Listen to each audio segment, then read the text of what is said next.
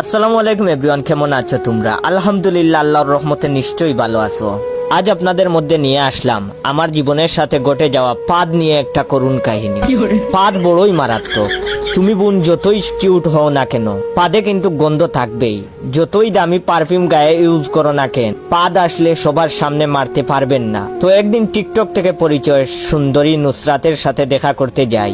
চোখের চশমা, গায়ে দামি পারফিউম মেরে নায়ক ভাব নিয়ে গেলাম মেয়েটার সামনে। মেয়েটার সামনে যাওয়ার পর ওর রূপ দেখে তো আমি পুরাই পাগল। এত সুন্দর, ওর সুন্দরের কাছে সানি লিওন আপুও হার মানায়। যাই হোক, ফুল দিলাম, রোমান্টিক কথা বলতেছি। এমন সময় মেয়েটা দেখি মুখ দিয়ে কেমন করতেছে। আমি বললাম, ওগো কি হয়েছে তোমার? ও বলল, না কিছু না বলতেই করে দিল একটা পাদ। যেই না দিছে, পাদের গন্ধে আমি অজ্ঞান হয়ে গেলাম। পরে 2 দিন পর হসপিটালে হুশ আসলো। হুশ আসার পরে দেখলাম একটা সুন্দরী নার্স দেখি আমার পাশে। আমাকে বলল, কেমন আছেন? আমি তো নার্সকে দেখেই নার্সের প্রেমে পড়ে গেলাম। নার্স আমাকে ইনজেকশন দেওয়ার জন্য আসতেছে। এমন সময় দেখি নার্সও আমার সেই ক্রাশ মেয়েটার মতো মুখ বানিয়ে ফেলেছে।